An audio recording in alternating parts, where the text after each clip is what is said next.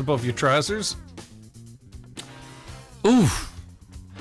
What's that bit? You have me thinking there. The spare tire, the jelly roll. Oh, that's your belly roll.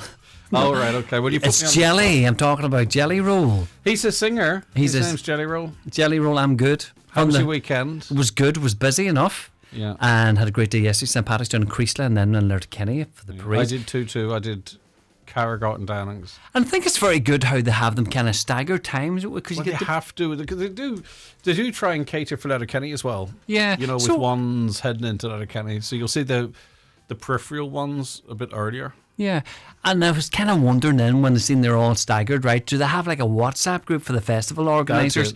And then they say, look, we're having ours at 6, you have yours at 4, we'll have ours at 2:30. What was the Creasla one like? It was good. Yeah. A little bit of Donegal drizzle. But that cleared. Any diesel and petrol jokes? We're chatting about, the prices, everything's going up and stuff, yeah.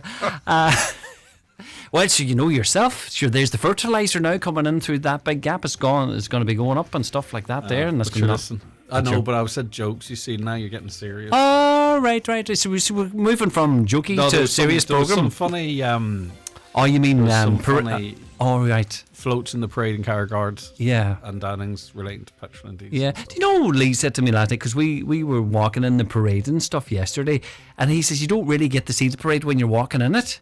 Yeah. Do you know? So getting back to your thing, do you any jokes when you're walking in it? You can't really, but you get the vibe.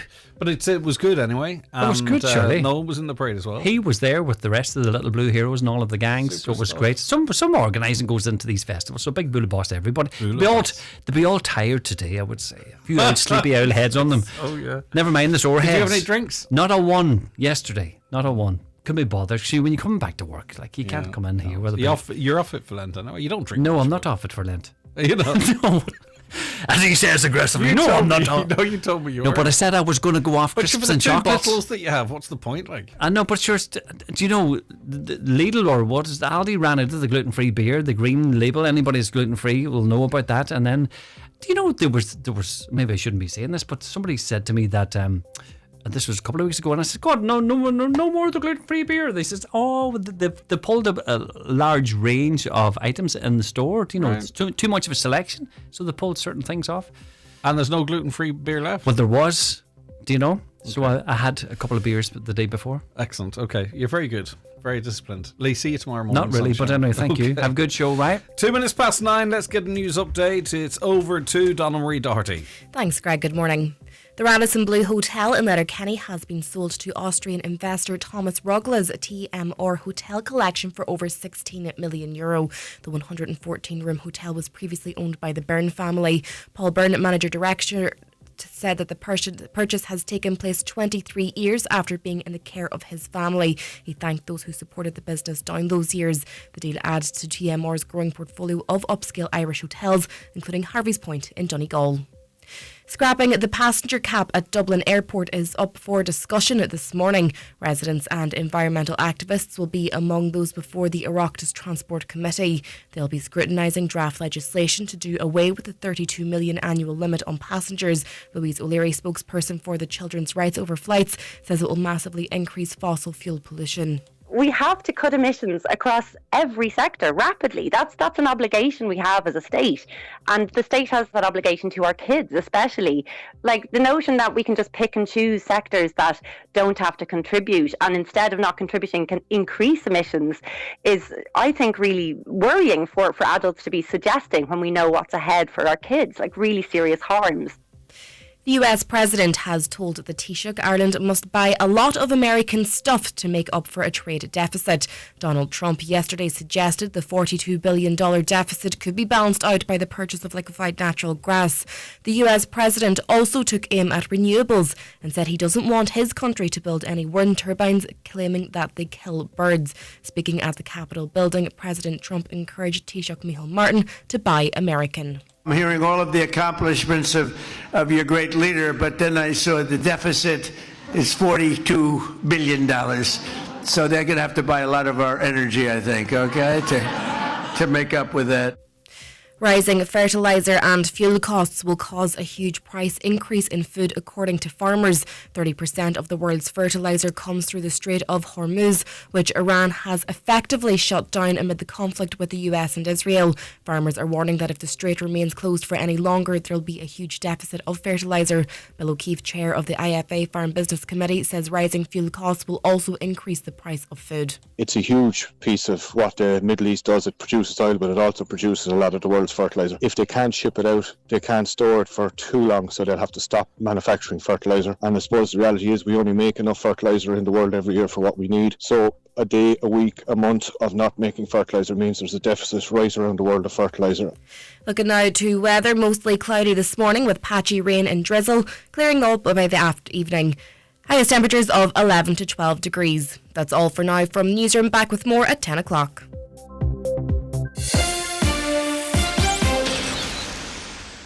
We all push things out, but some things are too important to leave until tomorrow.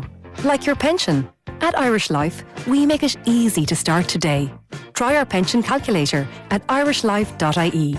Or if you're ready to start or top up your pension now, talk to your financial broker or advisor.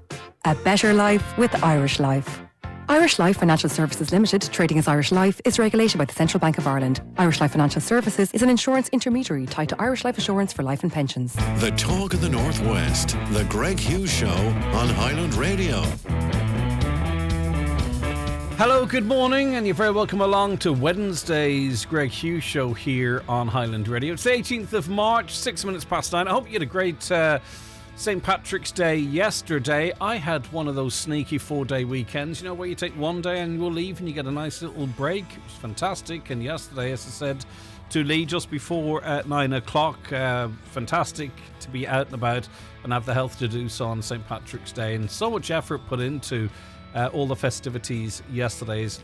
Lee quite rightly pointed out the organisers and participants and all that type of stuff. So it was a good day. So I hope you were out and about and you enjoyed it. The weather wasn't fantastic, but we don't let that bother us, do we? And it looks like we're going to get a bit of milder, calmer weather. We'll talk about that a little later on, but it'll be very welcome, wouldn't it?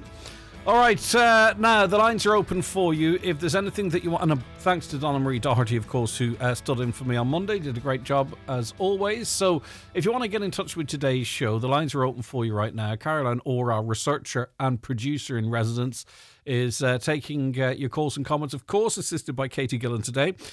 You can give us a call on 07491 25000. We get lots and lots of calls to this show. People still like to communicate with us that way, especially on matters of you know, of a personal nature. You want that connection, and that's what we're here to do. But you can also WhatsApp and text as well, 086 60 25000. More than happy to get your correspondence that way. And if email is your thing, email comments@highlandradio.com. And just to remind you, if you listen to the podcast, as thousands of you do every week, and really appreciate that. Or if you listen to us overnight, another loyal band of listeners, we do appreciate you as well. Feel free to text or to email, and we can pick up your comments and carry them through to the next live show. The Finn Valley Voice is out today. Their front page story, Twin Towns Library wins major book award. The Twin Towns Library has been recognised on the international stage after winning the Island of Ireland Regional and Country Winner of Library of the Year at the British Book Awards. Big achievement. The award honours the library's groundbreaking Francis Brown Storytellers Seen Beyond Sight project. This was developed through Twin Towns Library to celebrate the legacy of the Stranorlar-born writer while creating opportunities for blind and visually impaired writers to share their work. Let's go to the Nationals now. And Micheál Martin was busy yesterday. He was in an audience with Donald Trump. It's a tightrope that you have to walk because, you know, you don't want to seem to be sitting there on your hands saying nothing, but at the same time, you don't want to upset the big guy, do you? Let's see what the newspapers make of it. Taoiseach Micheál Martin came to the defence of British Prime Minister Keir Starmer during a St. Patrick's Day meeting at the White House that was dominated by US President Donald Trump, as you can imagine. Despite references to the strength of the Irish-American relationship, the US President was preoccupied with the lack of support from NATO allies. Mr. Martin avoided any clashes with Mr. Trump during the meeting in the Oval Office, but his diplomatic skills were tested as Irish political allegiances were put under the spotlight. Mr. Trump said he was disappointed with Mr. Starmer, who he said was a nice man, but one who doesn't produce. He added that the request for NATO support in keeping the Strait of Hughes open was a great test because we didn't need them, but they should have been there, which is interesting because, this was Israel primarily and America's doing. They decided that they were going to go in, and I think they've made the same mistake as the Russians made with Ukraine. They thought they were going to go in, let off a few bombs and then claim victory, bish, bash, bosh. Clearly that wasn't the case. The Iranians were heavily prepared for this. It seems Israel was going to go in against Iran, whether or not they had the backing of the US outright. And the United States, for right or wrong, many feel wrong, were afraid that they could have been dragged into something without preparation. And Donald Trump, the president of peace, was pretty much coerced into having to go in to do what he wanted to do, or to do what Israel wanted to do, I should say. Now, he's a willing participant. He's made the decision. But they've got themselves involved in something that's very, very difficult to extract themselves from. How do you define a victory? What is a victory? They keep talking about the Iranians wanting to speak with them, but the Iranians are saying, no, we're not finished yet. Keep coming. We've got plenty in reserve. And they tactically, have got it spot on. This is not in any way to praise them because we're all feeling the ramifications of it. They've attacked the Middle East, the likes of Dubai. We're not hearing from Dubai anymore now because if you post a video about a missile hitting an apartment block in Dubai now, you can face 2 years in jail. It is a very, very strict country, and it's not just Dubai. The other nations over there are the same. But they have the likes of Dubai had this reputation of being this wonderful, beautiful, safe place. And it was, many people can attest to that. But that was when there wasn't conflict in the Middle East.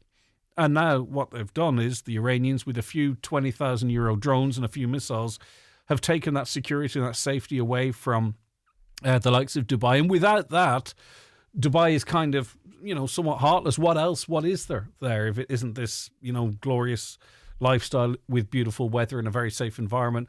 And that's going to be very hard to get back. And they're going to see a lot of people moving out of Dubai because you never know when it's going to happen. But of course, also, Iran has its hand on the tap of oil, effectively. And if the Americans could keep this strait open, it would be open. And it's just interesting now that Donald Trump has spent, 2 terms criticizing NATO, saying NATO's not this, NATO's not that, we're pulling out of NATO because they don't pay enough and blah, blah, blah, blah. And yet he goes in at the whim of Israel, effectively, into Iran. And now all of a sudden he's saying, well, where's NATO? Where's my buddies in NATO? It's a peculiar one. Making headlines as well in the St. Patrick's Day theme is President Catherine Connolly. This is in the Irish Daily Mail. President Catherine Connolly has been criticised for failing to use the word saint 4 times when referencing St. Patrick in her maiden speech marking Ireland's national holiday. I don't know the ins and outs of why this might be the case, but I think to not use the word saint when talking of St. Patrick, that's a decision you have to make. It's not you're making a point, right? It's not just like an oversight. You are making a point to not use that word for whatever reason that might be. But, it's not something that you accidentally don't do 4 times. Well, the speech was viewed millions of times on social media and was criticised by some at home and abroad. Father P.J. Hughes of Dramard Parish in Longford claimed that too many public figures fail to see our real culture and are disrespectful to St. Patrick's story, he told the Irish Daily Mail. It's always referred to as St. Patrick. That is out of respect for those in the faith.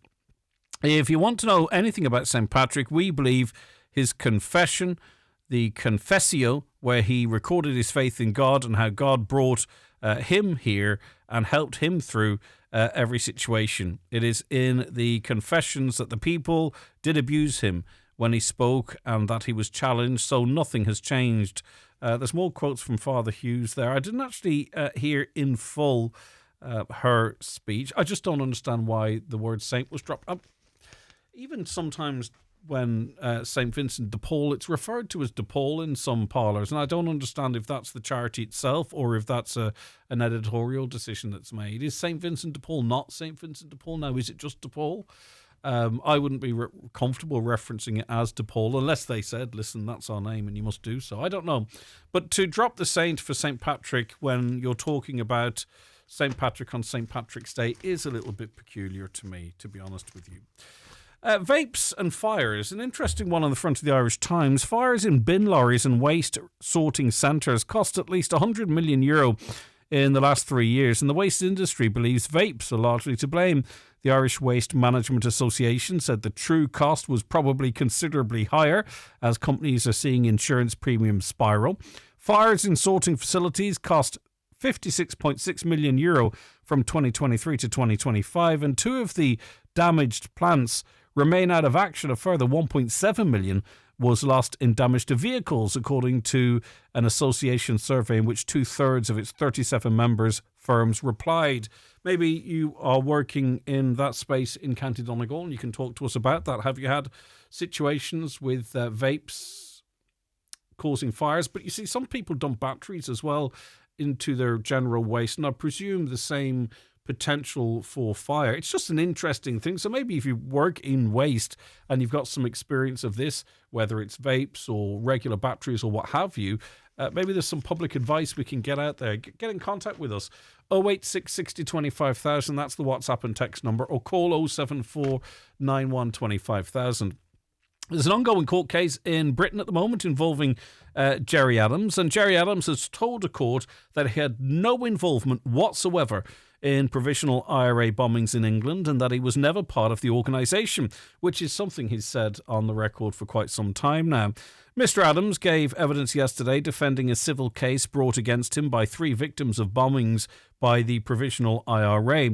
John Clark, a victim of the 1973 Old Bailey bombing in London, Jonathan Ganesh, and that was a bomb in London Docklands, and Barry Laycock, a victim of the 1996 Arndale shopping centre bombing in Manchester, all allege that Mr. Adams was a leading member of the provisional IRA on these dates, including of its Army Council. They're seeking they're seeking damages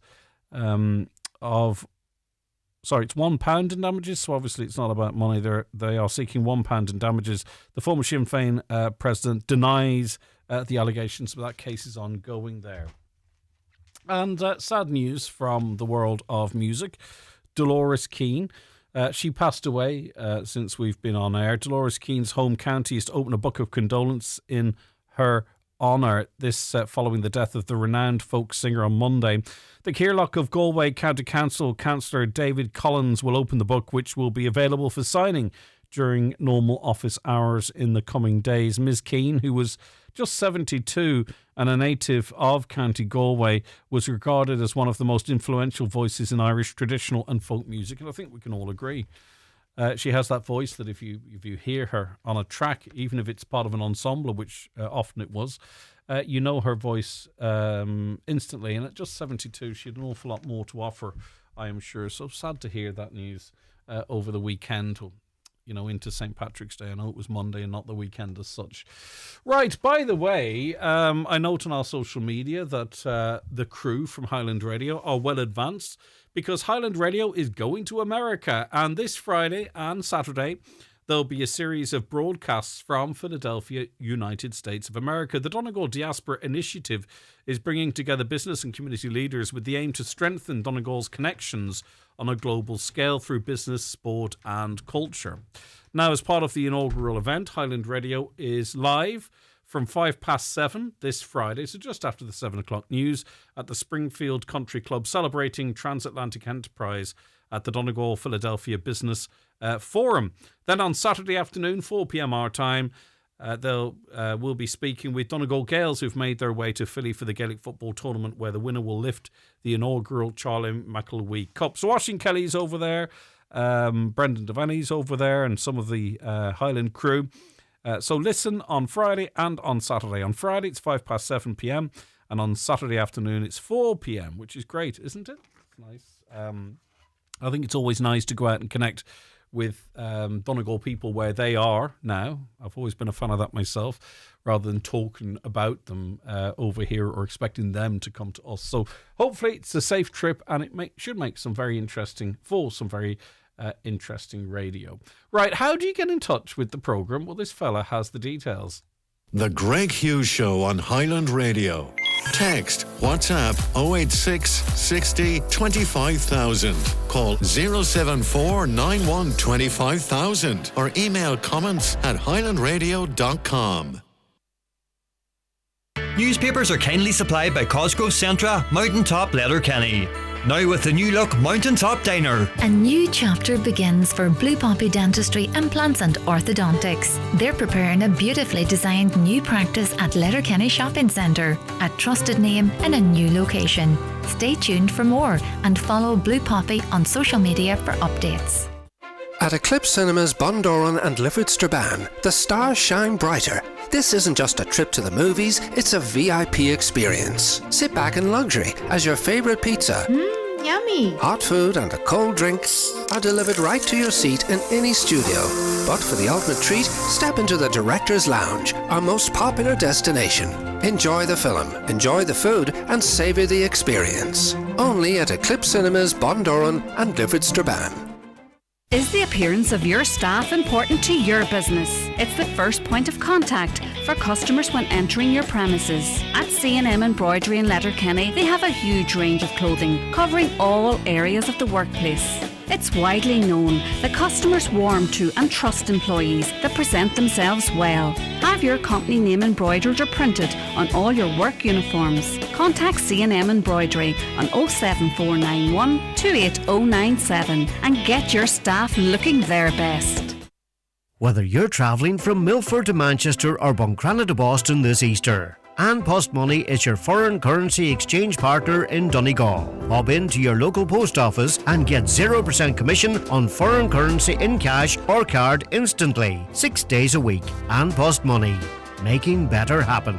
Terms and conditions apply. An Post Money currency card is issued by PPS EUSA, pursuant to licence by MasterCard International. PPS EUSA is authorised by the National Bank of Belgium and is regulated by the Central Bank of Ireland for conduct of business rules. An Post is authorised by the Minister for Finance to provide foreign currency cash. Do you suffer from high cholesterol, menopause symptoms, digestive issues, anxiety, aches and pains, or a lack of energy? The highly trained team at The Natural Way Letterkenny can provide advice on natural remedies for a number of individual health issues. The Natural Way also has its own brand of herbal treatments to help fight fatigue, relieve digestive discomfort, maintain a healthy immune system and alleviate common menopause symptoms. The Natural Way at Letterkenny Shopping Centre, your one-stop health shop. Highland Radio Time Checks brought to you by EirGrid, the operator and developer of Ireland's electricity grid. EirGrid, powering up communities, powering up Ireland. The time now is 9:22 Irish time. We can now go to the United States to Peter Kelly, special correspondent with the Irish Examiner. Peter, thank you so much for your time this morning. Good morning, Greg. Good to talk to you from Washington. Now, Taoiseach Micheál Martin and US President Donald Trump came face-to-face in the White House yesterday. Micheál Martin, I suppose, a tightrope of sorts he had to walk. How do you think he did? How do you assess that meeting? Yeah, a tightrope over some thin ice, you might say, to mix metaphors. The consensus among the press corps here in Washington was that he did well for the second time. This happened last year as well in the Oval Office. Last year was more turbulent, but this was still testy this time. And going into the Oval Office with Donald Trump is always unpredictable. It's unpredictable waters, uncharted waters in a sense. So he had to go in there with a specific message to strengthen and emphasize the economic partnership between Ireland and the United States, to build on the cultural and family ties, historic ties. But the financial relationship was stressed at all times. The fact that it's a $1 trillion transatlantic relationship, just under 1,000 US firms have entities in Ireland.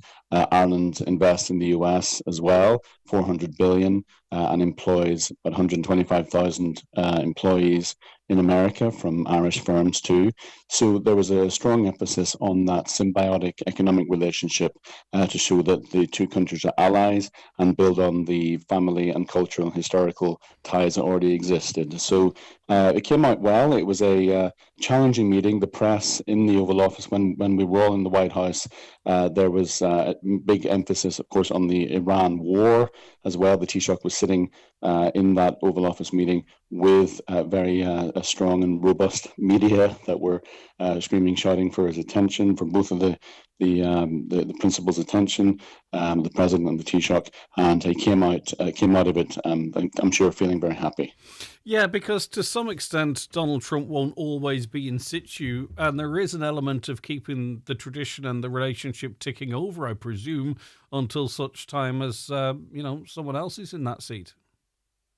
There is, and we know who that's going to be. It's likely to be J.D. Vance, and before the Taoiseach went into the Oval Office, he had the breakfast meeting with the Vice President as well. Vice President has ties with Ireland also, and is equally enthusiastic about all things Irish too, which is very handy, very strategically useful. Last year, J.D. Vance wore shamrock socks, so there's great affection, not just from the American population, but from the upper echelons of American power, which the Irish delegation here in Washington, that's headed up by the US Embassy here and Ambassador Byrne Nason and a big team on the East Coast, they were able to maintain those strong ties. The Taoiseach comes over every March. Everything is planned to the absolute minutiae of everything, and it's mission accomplished, I think, this year, just like last year. Yeah, and interesting, as you referenced, how strongly Micheál Martin, I suppose, in the context of the meeting, how strongly he went to bat with Keir, for Keir Starmer, our closest and nearest ally, I suppose you could say. Yes, who would have thought that an Irish Prime Minister, Irish Taoiseach, was advocating for a British Prime Minister in the Oval Office with the US President? Who would have thought? But actually, it's kind of personal to Micheál Martin, because just before he arrived in Washington, he was in Cork with the British Prime Minister, and in fact flew from Cork. The Taoiseach flew from Cork on the new government jet, a €53 million jet, on its maiden voyage across the Atlantic to the US. So the economic argument as well, I suppose, featured there too, because the ties between Ireland and the UK are very important economically, culturally, historically, as well as with the US. So in a sense, Micheál Martin's the bridge. Ireland's the bridge between the US and the EU. But I think the Taoiseach was able to score a success there in keeping both of these political leaders on side, and there was pushback from Micheál Martin, as you mentioned there, quite unusual. We didn't have that last year, but there was more self-assured pushback in the Oval, as they say, this year. But he did it gently, and there was actually quite a lot of cordial mutual respect between the Donald Trump and Micheál Martin. So it avoided any issues, and he was able to pull it off. Obviously, in the past, last year, the situation, and years before that, the situation in Ukraine was very much to the fore. Now we've a whole new set of global problems in the Middle East. What was the coverage of that, in the sense of that in the conversation? Well, the meeting in the Oval Office was about 40 minutes long, and the Taoiseach's interaction really only lasted about 10 minutes. He was able to interject now and again in the midst of the media scrum around the sofa in the centre of the room, interject to offer analysis of how peace is important, that Ireland stands for reconciliation, with our own example in Northern Ireland, of course, the Troubles. He mentioned that to Trump. He didn't openly criticise the president. He's very strategically wise not to do that. It would be counterproductive anyway. But offered the Irish example that if Ireland can come to peace after decades of war and can offer conflict resolution examples, then surely the rest of the world can. So that's part of the identity of Ireland and part of its brand Ireland here in the United States as a peaceful nation after the conflict. So he was able to interject in the Oval Office with the many press, not just the Irish media, but many press that were very, very vocal in trying to get extra information from the president. And Micheál Martin was able to offer wise counsel and be a calm among the storm. Just briefly, finally, Peter, what is the sense in the United States since you've been there to the conflict in the Middle East? You know, Donald Trump obviously has some big elections coming up soon. He's labelled himself as the president of peace. He's got himself into a situation, and I don't want to sound like an armchair general here, but he's got himself into a situation that it seems it's going to be very difficult for him to extract himself from and to be able to declare some sort of a victory. You get a sense of maybe those in the media over there or the general population as to what they think's going on, what level of support, or even if they understand what he is trying to achieve. Absolutely. He often keeps an eye on his own base, of course, the Make America Great Again base. And I think the economic implications of the oil blockade around the Straits of Hormuz and other places like that will make a big toll on his strategic endeavours in the Middle East, whether he pulls back or whether it comes to an agreement or installs a new government or friendly government in Tehran is yet to be seen. But a lot of confusion over here about the methods of the war, the end game of the war, what's going to happen afterwards. There's still the ghost of Iraq and the ghost of what happened with George W. Bush's mistake, and of course affiliated with Tony Blair, etc. That's perhaps going to haunt this current endeavour in the Middle East. So there's a lot of it's up in the air. There's questions about whether it's wise, what's going to happen. Of course, certain media will back it, hawk over dove, but people are really looking on the ground and watching the gasoline prices here, which will impact a lot. So it's a very moving situation. We'll wait and see what happens, and fingers crossed. But Micheál Martin coming over here was a calm amongst the storm, and will be pleased with his performance. He's back probably in Ireland now on the government jet, and heading to the EU for business in Brussels. So came here at a turbulent time, but I think it was mission accomplished. Yeah, and as much as could be achieved. Okay, listen, Peter, thank you very much for your time. That is Peter Kelly, who's special correspondent with the Irish Examiner, speaking to us live there from Washington, D.C. in the United States of America, and just watching on in American politics, as I would tend to, not just America, but around the globe. It's interesting that rather than a very high-profile sort of pro-Israeli character in Ben Shapiro, Donald Trump has lost an awful lot of his supporters. Your Megyn Kellys, your Candace Owens, your Tucker Carlson's, all very...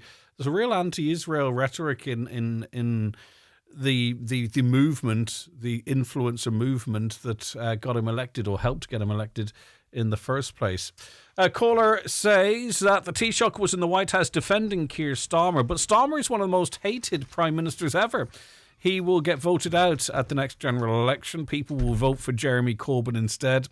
I don't know. Jeremy Corbyn, obviously, in and of himself is a popular character, but he's this party and the different views within that party, I'm not really sure he's going to get. Look out for the likes of Reform. That's where the danger lies in for Labour. It's certainly, I don't believe, Jeremy Corbyn and his group. On the issue of President Connolly and her comments yesterday, everyone around the world wore green on St. Patrick's Day and our own president wore black. Can her people explain that decision? Very disrespectful to her own country. Another, very disappointed that the president didn't wear green when making her speech, and her lack of courtesy in not using the word saint has really put me off her. And I'm interested in your views for and against in relation to this, because Catherine Connolly, very popular up here, some really high-profile backers, and they really went to bat for her. Maybe this is no big deal. I'm not trying to make it into a big deal, but it just is kind of... Quick asks a listener, is there a bus from Donegal gets you into Galway before 10 a.m? Quick? I don't know. You're certainly not going to get in before 10 a.m. now. Why would you be going to Galway? Is there a point in that, Caroline, that I'm missing, or is it just a general query? Trying to think, maybe it's a general query. Back to the Taoiseach's visit. I want to ask the Taoiseach to stop writing cheques for the Ukraine war. It's clear 4 years in that Russia is winning. People from Ukraine are boasting about free rent and accommodation. It's just a lost cause at this stage. Well, this comment is 6 months old, maybe a year old, it feels, in terms of, free rent and accommodation. There's been big changes in this country in how people are housed. I'm not contradicting you. I'm just saying it's not quite the way it used to be. And I do take your point, and there are still monthly allowances, etc. But, I mean, you also have to consider if Russia is successful ultimately in Ukraine, where does it go next? It would feel that it can go into other countries neighbouring Ukraine. It's not going to stop there. So, we're heading to something big. It's just dependent on where we are at when it happens. It's inevitable. Rightio, let's take a quick break. Back with more shortly. Newspapers are kindly supplied by Costco Centra, Mountaintop Letterkenny. Now with the new look Mountaintop Diner. Tickets, get your tickets! Highland Radio's home makeover draw in association with Foy's just got even better. From Monday the 23rd to Friday the 27th of March, we're giving away €1,000 every single day in our Grand A Day giveaway. If you already have your ticket, you're already in the draws. If you haven't got yours yet, now's the time. Get your tickets now on highlandradio.com. Want a new car? Think Kia. Call Heron Auto Donegal Town on 074 9722 555. We're excited to offer a fantastic selection of self-charge and plug-in hybrid cars, along with petrol and electric cars. With finance rates starting from an incredible 0% APR and a 7-year warranty, you can drive away today with peace of mind. Call Heron Auto to find your perfect vehicle and experience our commitment to excellence. Drive with confidence. Drive with Heron Auto Donegal Town. Get value you can't argue with at Tesco with their amazing club card prices. Stock up with their fantastic can't miss offer and selected Easter eggs like Cadbury Caramel Nibbles, mini eggs and buttons, as well as Smarties and Kit Kat Chunky, now 5 for €5. And go big with another can't miss offer on extra large Easter eggs like Cadbury Dairy Milk or Cream Egg and Galaxy Milk Chocolate, now 2 for €12. Can't argue with that. Shop in store or online. Tesco. Every little helps. Available in most stores. Prices vary and express quotas apply. The Nutria's Milk Replacer range, which includes Nutri-Start and Nutri-Start Plus, offers the best start for your calves this spring season with 23% and 25% crude proteins, ideal for calf to beef and heifer rearing systems. Give your calves the best possible start. Available at your local Homeland store or online at homeland.ie. Visit nutrias.ie for full nutritional information. Discover Derry, a city where the walls tell stories and everyone is welcomed like an old friend. Soak up the riverside buzz at Ebrington Hotel. Explore the city's museums where history comes to life around every corner. Spice things up over dinner at Imi. Then dance the night away at Sandino's. Here, you don't just have a good time, you have a legendary good time. Start planning now at visitderry.com. Have 4K your way when you order your new 261 Nissan from iMotors. Choose a €4,000 finance contribution or trade-in booster, plus low-rate finance options for even greater value. Discover the Qashqai, Duke and X-Trail, Aria and the all-new Micra, designed for comfort and everyday adventure. Don't delay, offer ends March 31st. Visit our Letterkenny or Malin showrooms or explore more at imotors.ie. iMotors, fearless generation. Just to remind you that you can watch the programme, of course, daily here, the 9 till noon. It's not the 9 till noon show anymore, my God. You can watch it every single day on our YouTube channel, which means it's good for your mobile devices, your phones, your laptops, but also on your smart TV, your Fire Stick. Right, and it's also on Facebook. Melissa McGettigan, spokesperson for McGettigan Travel in Letterkenny. Good morning to you, Melissa. Good morning, Greg. Thanks for joining us. Now, I mean, we're all feeling the pinch, aren't we? You know, you're driving past, I'm driving past every forecourt looking at prices and, you know, wondering if I go another 20 kilometres, might I save 3 or 4 cents? Everything's over €2 in terms of diesel nowadays. And that's me and other people looking at it on a very personal basis. But from a business perspective, from a McGettigan travel perspective, every cent this goes up eats into your input, your running costs. What's the impact for you guys, Melissa, and those in the industry, of course? Well, 100%. Like, to the general public, you know, you're seeing it going up a few cents at the pump, whereas we're seeing, you know, these cents are multiplied thousands of overheads every month. it just seems to be no end at the minute. Everything's kind of going out, and not a lot's coming in, and whatever is coming in is going straight back out again to the diesel. And we are paying the full price at the pump as well, because we're VAT exempt. So it's no good. Yeah, that's something that people don't realise about the VAT exemption. And speaking to people in the industry, Melissa, last week or the week before, for people who are getting diesel delivered to site, who pump up in their base, I think they were being quoted 212, 214, when the price at the actual pump was just marginally under €2. So even buying in bulk and getting it delivered, I'm not sure how you do it, but there's not necessarily a saving there at all. There's no saving whatsoever. It's just hiking, and as bus company, like every time there is a price hike, we seem to suffer the most because there's no protection for us. The government just expects us to take the brunt and pull ourselves out of the hole. Yeah, and when you tender, or when companies tender for contracts, there could be a year or 5 year, you have to factor an awful lot in there, but you're also competing with others, right? So the temptation is there, obviously, just to try and take as much meat off the bone as you can.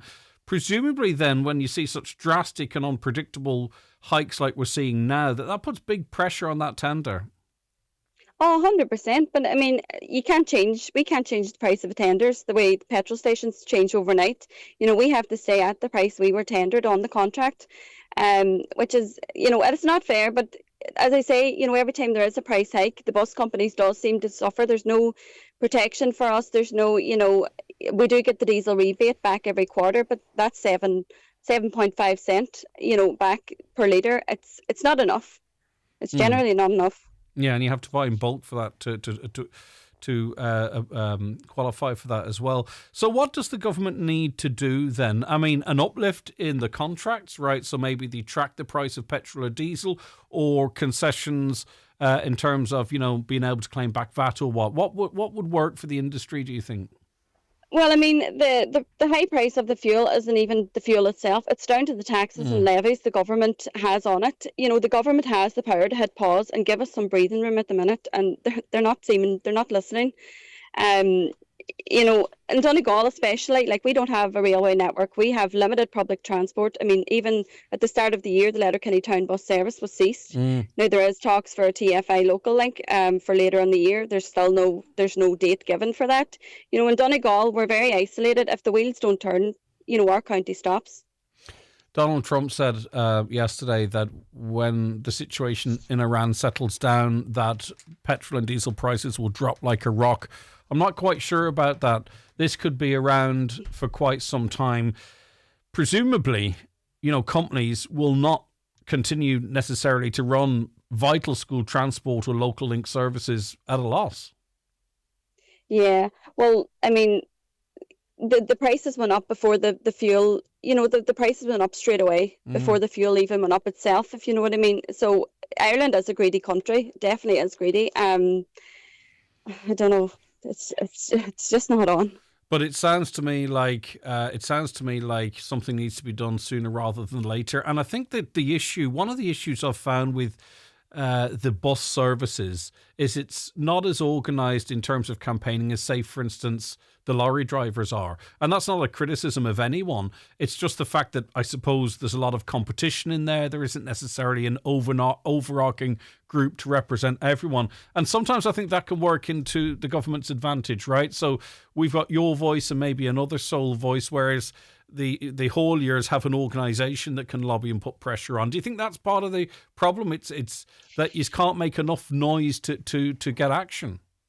I think so. I think, it's kind of shocking me at the minute because we are bus companies and there isn't a lot of noise about the diesel, the diesel prices. I think if somebody beats the drum, maybe somebody else might start beating the drum, making a bit of noise. That's what we need. I mean, Ireland is an expensive country at the best of times, and even for the likes of tours. Yeah. Like, it's an expensive destination. So for tour groups, if we hike our prices up, they're going to go elsewhere. So it's not going to benefit us in the long run. If we make some noise now, maybe something might happen to kind of give us a wee bit of leeway and give us a wee bit of help. Yeah, because the government often says, look what we're investing in rural transport here, there and everywhere. That doesn't all happen by accident. It's been, for the most part, for a great deal at the time provided by private operators. So if you're going to praise these operators, you're going to have to support them too when times are tough. Yeah, and even going back to the VAT exemption, for bus companies, that was brought in 1978 when the price of diesel was 27 cents per litre. I mean, it's gone up now to €2.12 per litre. The government needs to roll with the times, like. And is that because the VAT can't be claimed back on diesel, or is that the way companies have to be structured to tender? I think with the exemption is they're trying to keep the price of the bus fares down for the consumers, but yet the diesel prices has gone up, so they're kind of screwing us from all ends, if you know what I mean. I get you, and of course too, this is where local politicians have to step up as well. That's part of their function, I think, especially with groups that aren't necessarily, very well, that don't have an overarching representative group. All right, Melissa, thanks very much for giving us a better understanding of that. That's Melissa McGettigan, a spokesperson for McGettigan Travel in Letterkenny. If you're in that industry or any other industry that's being affected by these rising costs, please get in touch with us. We'd be very happy to platform your point of view. And in fact, we're going to go to the plight of the inshore fishermen after we take a quick break. Join Highland Radio for a fantastic night away to see Westlife live at the 3 Arena on Friday the 18th of September as they celebrate 25 years of hits on their anniversary world tour. For just €290, your package includes return coach transfers, overnight B&B at the 4-star City North Hotel, and standing tickets to the show. Single supplement applies. Leave all the driving to us and enjoy every minute from the journey down to all the big sing-along moments on the night. Spaces are limited, so book now on highlandradio.com or call 074 91 25 5000. Thinking about building and renovating your home? Come along to the Inishowen Co-op Home Build and Energy Efficiency Show at the Inishowen Gateway Hotel, Saturday 21st, 11 to 4. Expert speakers, practical advice, and free for everyone. They say time equals money, so spend your money where you spend your time. No matter what your preference is, Cooney's Home Interiors has something to suit every taste and budget. With our extensive range of home furnishing to fit every room and style, from mattresses and beds to rugs, mirrors and suites of furniture. Visit us in store today and see for yourself what Cooney's have to offer, and let us help you make your dream home a reality. Cooney's Home Interiors, Letterkenny Retail Park. Huge range, great prices. Paddy McGill Machinery Sales Ballyshannon. Stockists of Coon Farm machinery, including balers, mowers and tethers. Also supplying SIP rakes, Connor slurry equipment, Fleming equipment, Marigon mowers and Agrimaster mulchers. New for 2026. Wiley grass toppers, Nugent bale equipment and NC pumps. Ready to upgrade? Call Paddy McGill Machinery Sales Ballyshannon on 086 329 8417. Buying or moving home can be a strange mixture of excitement and stress. So the last thing you need is worrying about conveyancing. Time to call McElhenney & Associates. They'll move that property transaction along swiftly, make sure everything's in order and prevent any nasty surprises. Residential, commercial, leasing or voluntary transfer, call today on 074 917 5989 or find us online. We'll do the paperwork, you do the wallpaper. McElhenney & Associates Solicitors, Stranorlar. How can we help? In contentious business, a solicitor may not calculate fees or other charges as a percentage or proportion of any award or settlement.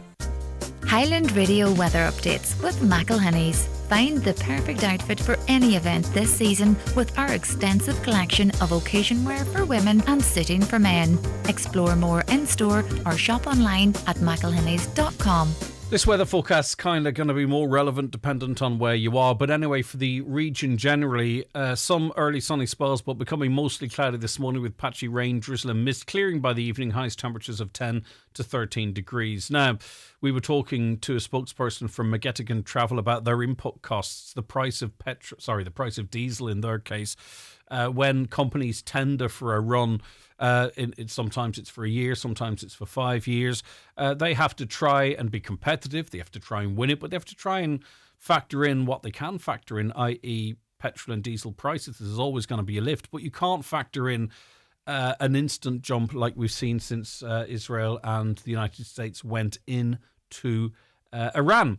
Well, let's see what the situation is for inshore fishermen. Kevin Burns, a member of the National Inshore Fishermen's Association, and he joins me now. Kevin, thank you for holding there.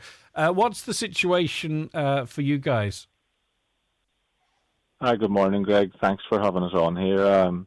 Probably regarding NIFA, just to give you a bit of a back info on the group, is that NIFA represent between 800 and 1,000 inshore fishermen, and at the minute we have probably up on 400 members signed up around the coast, which we represent members all around the coast.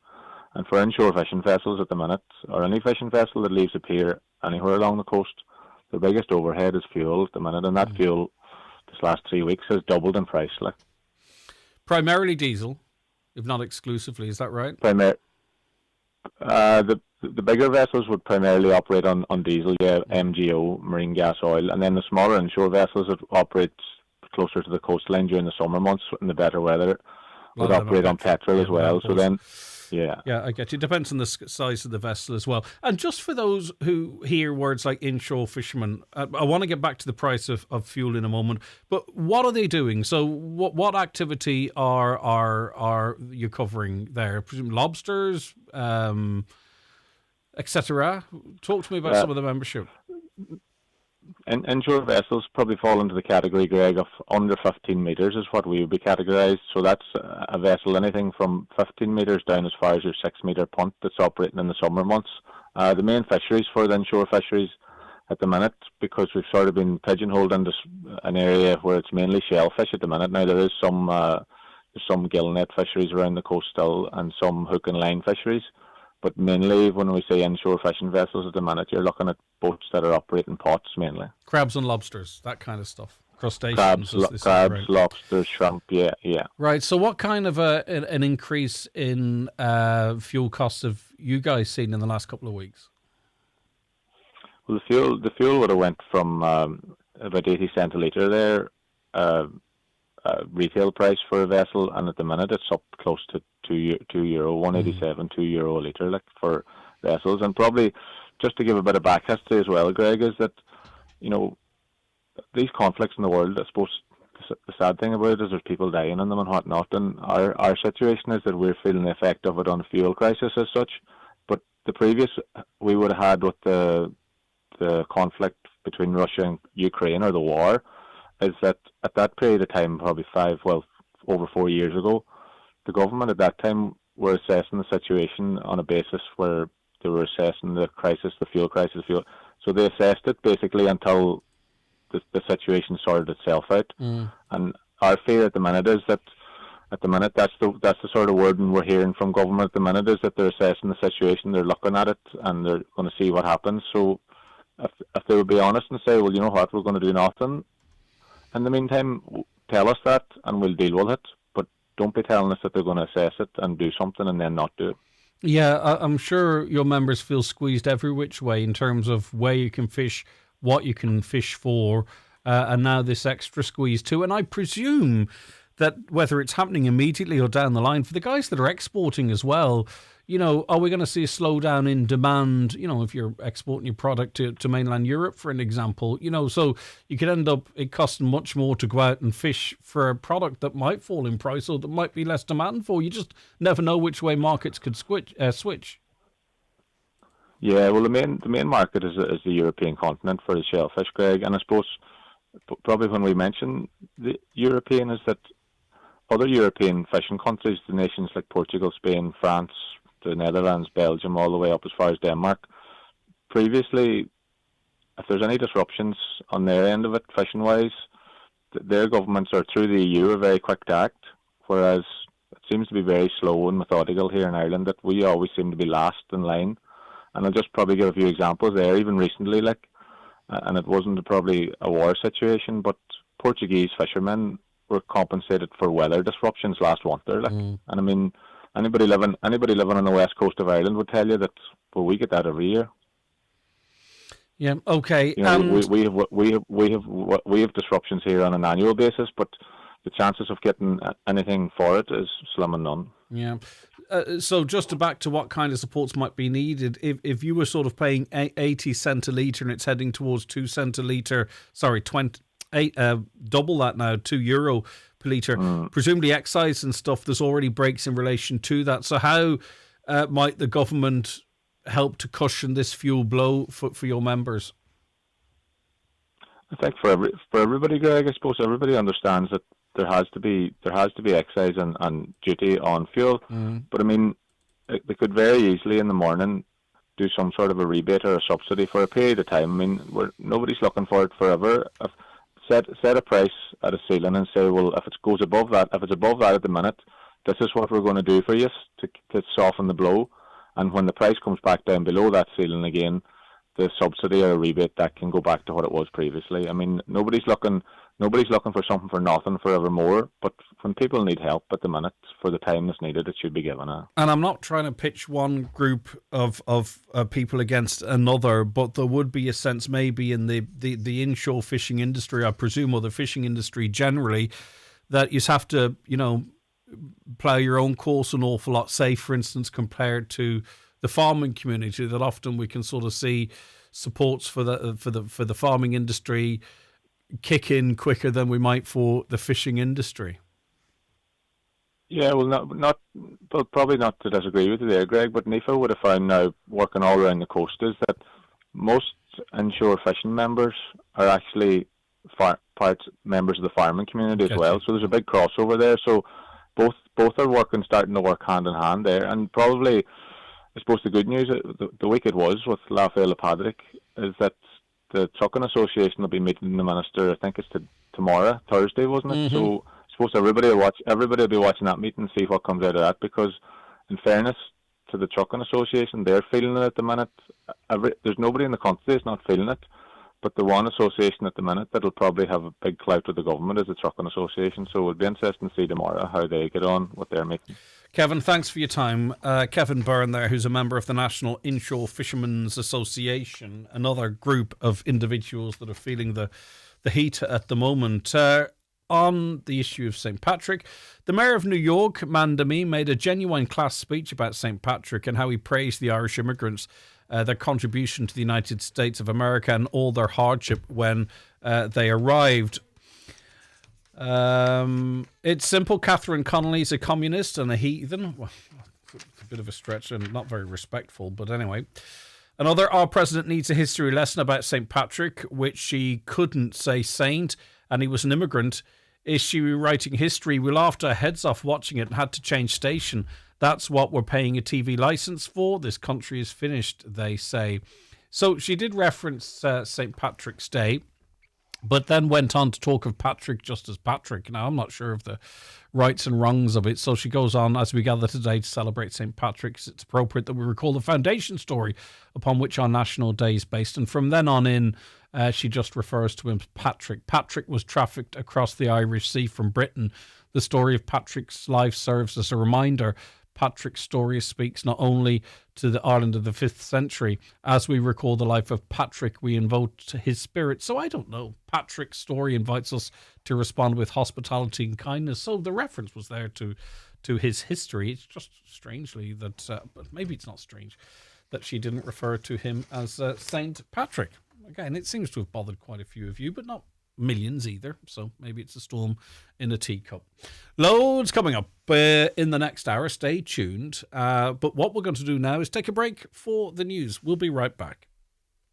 McGowan Hearing, one of the longest established audiologists in the Northwest, now have weekly clinics in Letterkenny, Buncrana and Carndonagh. Book your free hearing aid consultation at one of these clinics or with audiologist Darren McGowan in your own home. Call 07191 00208 or visit McGowanHearing.com. See our new range of comfortable storage beds now on display at Restex Beds Mountaintop Letterkenny. Combine luxury and comfort with clever hidden storage and free delivery and assembly on all our products. Restex Beds. Leave the rest to us. Genesis Clinic Gidor, introducing Purasomes and Secret RF Microneedling, an advanced skin treatment that combines radiofrequency energy with microneedling to lift and tighten jowls and neck, minimise wrinkles and scars, and improve tone, texture, pigmentation and redness. Also offering PDO thread lifts, dermal fillers, skin boosters and laser treatments for hair, rosacea, acne, ageing and all skin conditions. Contact Mary Ferry, your aesthetic practitioner at Genesis Clinic Gidor, 07495 32575. Are you a tech professional ready for the next move in Donegal? Tata Consultancy Services, awarded Top Employer by the Top Employers Institute, are hiring across a wide range of technology, data, digital cloud and cyber roles. Join a global leader offering a competitive package and a real career progression right here in Donegal. Discover your future with TCS. Apply now at tcscareers.ie. That's tcscareers.ie. Highland Radio is going transatlantic, and you can join us this Friday and Saturday for a series of broadcasts from Philadelphia, USA. The Donegal Diaspora Initiative has been set up to strengthen Donegal connections on a global scale. As part of this inaugural event, you can join me, Oisín Kelly, and the Highland Radio team live from 7:05 Irish time this Friday, celebrating transatlantic enterprise at the Donegal Philadelphia Business Forum. Our broadcast is in association with the Blue Haven Hotel Kilcar, now under new ownership and newly renovated, ideally located on the Wild Atlantic Way, the perfect base for discovering the dramatic beauty of Donegal, where the ocean meets the sky. Book now at bluehaven.ie. Live, on air, online and on the Highland Radio app. This is Highland Radio News. Good morning with the Highland Radio News at 10 o'clock. I'm Ryan Brawley. Austrian business group TMR Hotel Collection has completed the purchase of the Radisson Blu Hotel in Letterkenny in a deal worth over €16 million. The 114-room hotel was previously owned by the Byrne family. The former managing director of the hotel, Paul Byrne, confirmed that the sale had taken place after 23 years of ownership, and he thanked those who supported the business down through the years. This deal expands TMR's growing portfolio of Irish hotels in Donegal, which includes Harvey's Point. The Taoiseach has been told that Ireland must buy a lot of American stuff to make up for a trade deficit. This was during a meeting with Donald Trump yesterday, who suggested that Ireland could balance the $42 billion deficit with the purchase of liquefied natural gas. The US president also hit out at renewable energy solutions, saying he doesn't want his country to build wind turbines, claiming they kill birds. Speaking at the Capitol building, President Trump encouraged Taoiseach Micheál Martin to buy American. I'm hearing all of the accomplishments of your great leader, but then I saw the deficit is $42 billion.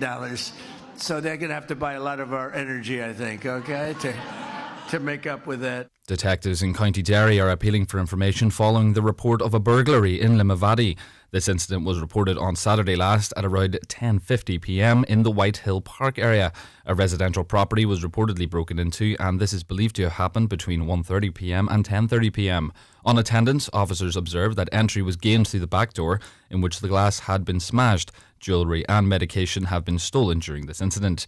Police are appealing for anyone who witnessed anything suspicious to contact them on 101, and residents are asked to check any CCTV or doorbell footage. Gerry Adams is back in court today to give evidence at a civil trial attempting to prove he was a member of the IRA. He is being sued by 3 men injured in IRA bombings in the UK who claim the former Sinn Féin leader was involved. They are seeking only £1 each in damages at the High Court in London. Yesterday, Mr Adams claimed he was never a member of the group, but did say he didn't distance himself from the IRA. Mark Hennessy, Ireland and Britain editor of the Irish Times, explains what is expected to come up this morning. The leading principle of the defence is that if the intelligence and all of the information that the security services had over those decades was so good, then why was Gerry Adams never successfully charged and prosecuted for IRA membership, or indeed for the later bombings that he's now being blamed for? And that's going to continue this morning, presumably, we think, with a greater focus on the intelligence that was referred to last week. Plans to introduce electronic tagging for prisoners have once again been delayed. The devices, which would track inmates on temporary release or bail, were due to be rolled out by the end of last year, but no viable responses were submitted for a tender to supply the service. The Irish Independent reports the Department of Justice has since made changes to the request for tender, with a pilot expected to be operational this year. Farmers are warning the cost of food will rise if the Strait of Hormuz isn't reopened soon. Iran has effectively shut the vital route to the west, causing fuel and fertiliser prices to surge in recent weeks. About 30% of the world's fertiliser and 20% of the world's oil passes through the strait. Chair of the IFA Business Committee, Bill O'Keefe, warns the cost of producing and delivering food is already rising. Fertiliser costs are gone through the roof for farmers on the ground, and green diesel has gone through the roof for farmers on the ground. So the cost of producing food is rising rapidly on farm, and it's at a time of year in the spring when a lot of crops are going into the ground. So it's directly affecting this year's crops as we go through the year. You'll see food prices rising quicker than that to the consumer from transport costs. And Iran has vowed to retaliate after the country's security chief was killed in an Israeli attack. Tehran has confirmed the death of Ali Larijani, as well as another senior security official. Meanwhile, local media in Lebanon are reporting Israel has launched another wave of airstrikes this morning. Yesterday, America's counter-terrorism boss Joe Kent resigned in protest over the war with Iran. Israel-based contributor to the Irish Times, Mark Weiss, says that's a big blow to the US president. Clearly very embarrassing for President Trump and those who in America have been in favor of the war, arguing from the beginning that Iran did pose a threat. The resignation message yesterday stated that this was not the case. He argued that it was Prime Minister Netanyahu and the Israeli lobby in America that persuaded Trump to launch this war. And the weather, some early sunny spells but becoming mostly cloudy this morning with patchy rain, drizzle and mist clearing by the evening. Highest temperatures of 11 or 12 degrees with light easterly or variable winds. That's all for the newsroom for now. We'll be back with headlines again at 11 o'clock.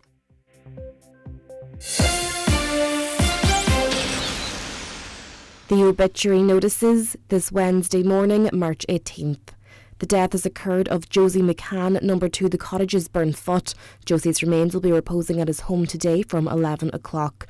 Removal from there on Friday morning at 10:15 to Our Lady of Lourdes Church, Inch Island, for Requiem Mass at 11 o'clock, followed by interment in the adjoining graveyard. Requiem Mass can be viewed on the Fawn Parish YouTube channel. Family time, please, from 9 o'clock to 11 a.m. Family flowers only, please. Donations in lieu, if desired, to the Society of St Vincent de Paul, care of any family member or Sean Murphy, funeral director.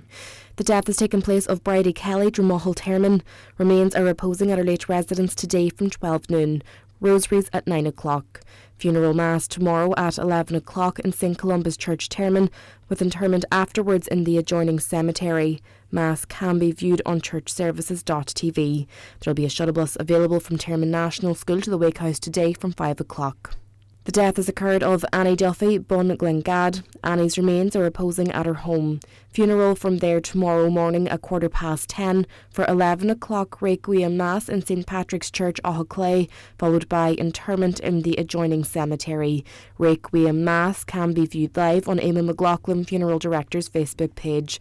Family flowers only, please. Donations in lieu, if desired, to the Patients Comfort Fund, Carndonagh Community Hospital, care of any family member or Eamon McLaughlin, funeral director. The death has taken place of Patrick Paddy McCafferty, 144 Upper Mount Marion, Milford.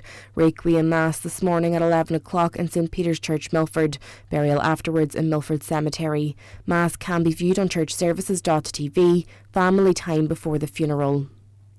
The death has taken place of Teresa Mullins, ní Cooney, Ballyboe, Rathmullen, reposing at her home today from 12 noon until 10 o'clock. Requiem Mass tomorrow at 12 noon in St Joseph's Church, Rathmullen, interment afterwards in Rathmullen Cemetery. Mass can be viewed on MCN Media. Family time on the morning of the funeral. Family flowers only, please. Donations, if desired, to St Vincent de Paul Society, care of any family member or Patrick Sweeney, funeral directors. The death has occurred of David Day Cole for Dale View Convoy. Funeral leaving his home today at 1:15, going to Rafo Presbyterian Church for 2 o'clock service of thanksgiving for his life, followed by burial in the adjoining graveyard. Family time, please, before the funeral. Family flowers only. Donations in memory of David to Cree Heart and Stroke Foundation, care of any family member or Terence McClintock, funeral director. For family information and more details regarding wakes and funerals, please go to highlandradio.com.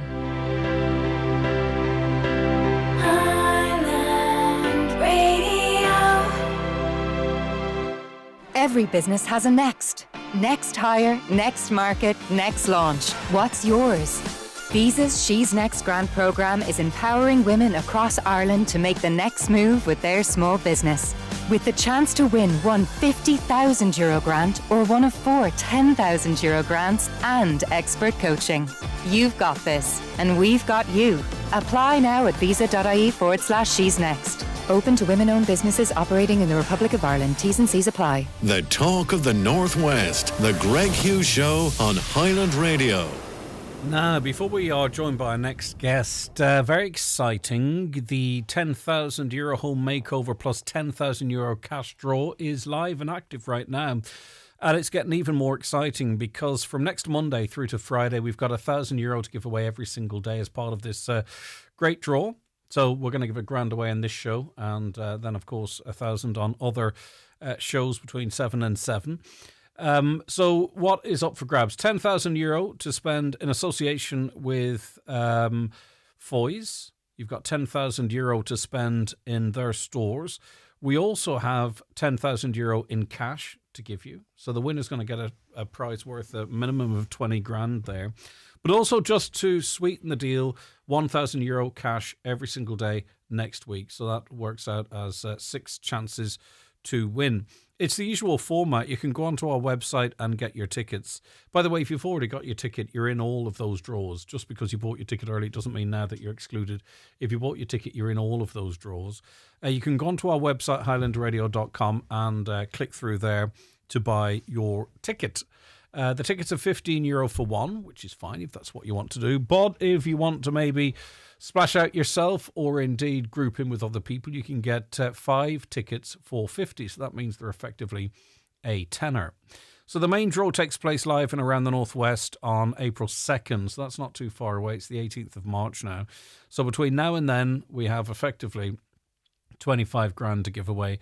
€10,000 to do up your home with Foy's, €10,000 in cash, and then the option to win £1,000 in cash every day next week. Now, if you want to give us a call, we can sort you out with a ticket over the phone as well.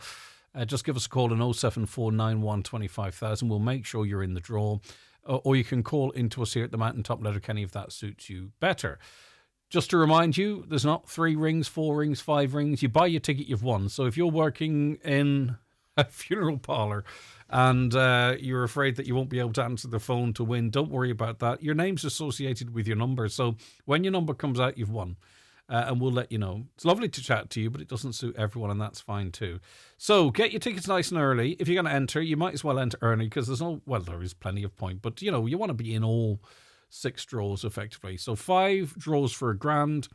And then there is 1 draw then for 20 grand. 10,000 to spend at Foy's, €10,000 in cash. Be a great lift as we head into the summer, and we're going to get a sort of a sense of what the summer might be like, hopefully, over the next couple of days. It's a bit drier and more settled, and it's going to go that way into the weekend as well too. Like, it's not going to be glorious at the weekend, but it's going to be nicer than what we experienced yesterday, for an example.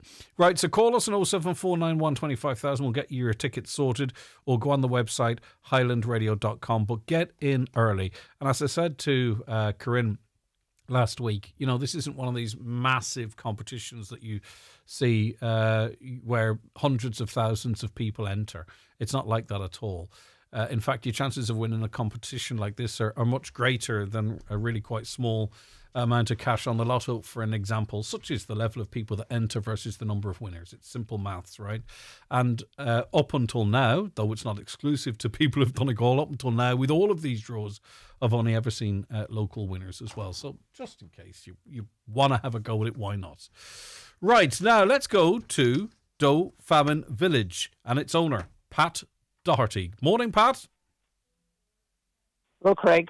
How are you? Thanks for taking the call. No, good to chat to you. And our previous conversations haven't been as potentially positive as this one, because it's reopened almost a year after a fire destroyed several buildings at the heritage attraction. And I remember speaking to you at that time, Pat, and, you were optimistic, but things can often feel helpless just in the wake of such a tragedy. And here we are 1 year removed, and it's a much more positive picture. Yes, it is.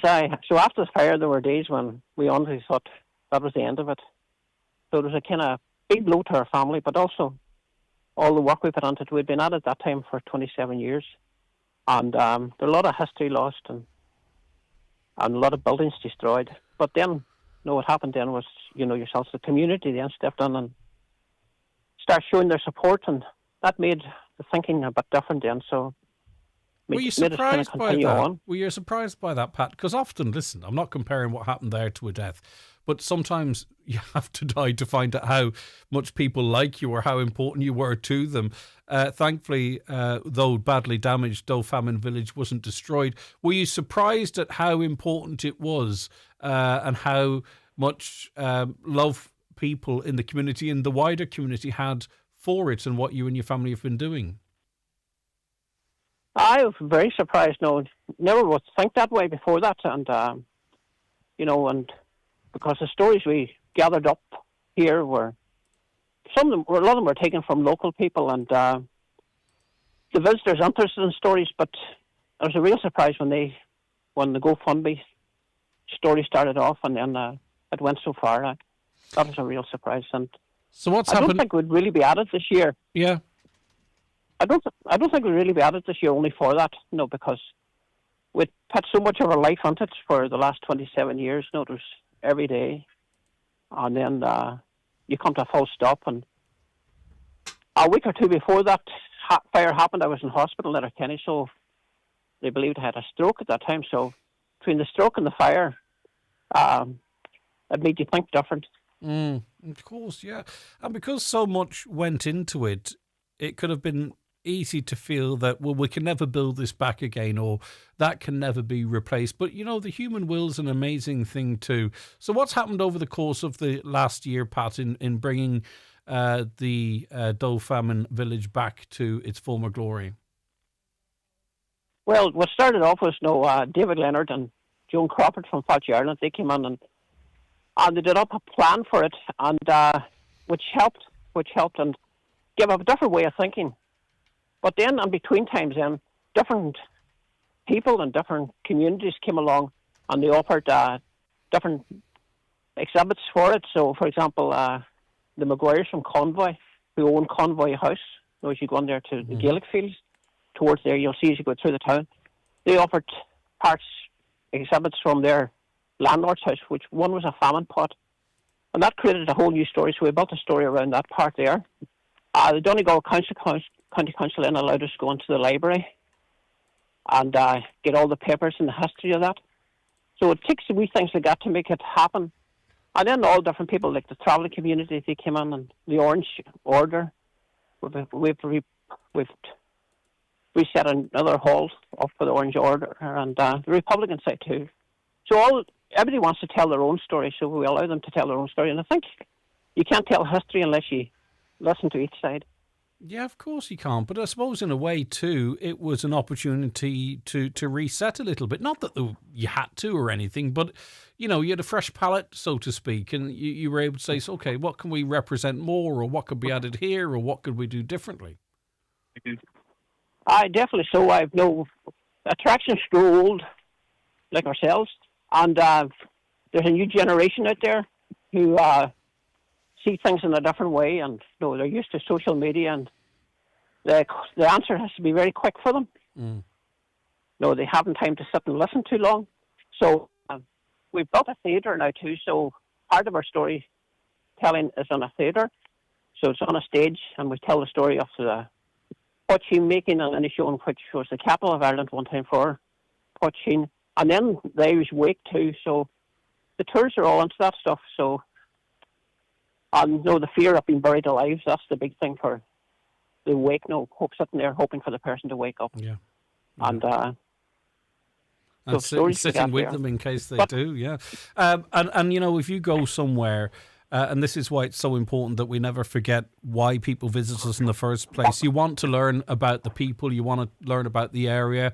You can get a major shop, an international brand anywhere in the world. But what makes us different? It's our story. It's our history. It's our culture. It's our traditions. And that's why your place is so popular. And I think a lot of times we can lose track of that, and we shouldn't. You talked about why we're able to have this conversation today, Pat, and a lot of it down to the great community support. But I want to go back a bit as well, too, because the fire, and those watching the show are watching an aerial picture of it. It was down to the response of the emergency services, too, wasn't it, that saved as much as was saved, so this rebuild back could actually happen? It definitely was, and maybe what helped at the beginning was we had a group on that day, a motorbike group from County Cavan, and they had just been there there that day. And when the fire started, and it just happened that a lot of them were firemen. So these boys all came and dressed up in motorbike stuff, and but they were firemen, and they were able to deal with it and get everything prepared for the fire brigade, Donegal Fire Brigade, then to come. So when the fire brigade came, everything was evacuated, and the pipes, everything was set and ready for them to start operating, putting out the fire. But only for that, the Donegal Fire Brigade, Carndona, Buncrana, and Maville, more likely you wouldn't be here at all today, because the rest would have been burned down now. So say another 10 minutes would have changed everything. A remarkable story. And do you know what? And I think I said this to you last year, Pat, and I'm going off my memory here, in that, you know, the Doe Famine Village is about history and remembering history and archiving certain moments in history. And I think I recall saying at that time that in a way, in time, this will actually become part of that history as well. The Great Fire of 25, or however it might be. You know what I mean? It's strange how, you know, life moves forward, we move on, and you know, things that seem unimaginable at a time become part of the history, and an important part of it too. I definitely so, and we have we have all the boards telling the story of the fire here now, and the men had worked trying to clear it.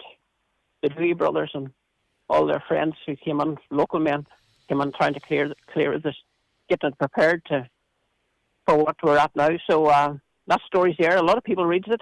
You could see that yesterday. A lot of people reading that story about the fire. Mm-hmm. And no, that's just another part of our history.